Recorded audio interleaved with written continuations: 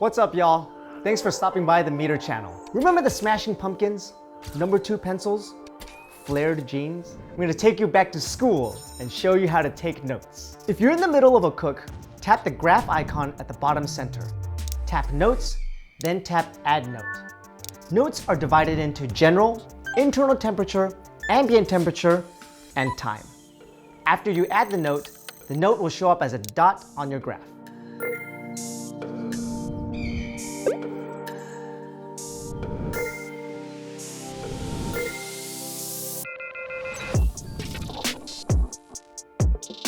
For example, I can make a note that I wrapped the meat and grabbed a cold, refreshing beverage 6 hours into the cook. Or, if the ambient temperature is dropping, I notice that my fire is dying, so I need to refuel it.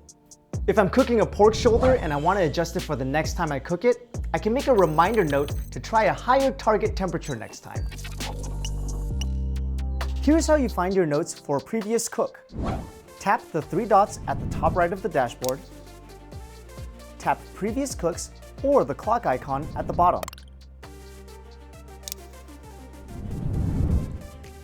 Select a cook, then tap Notes.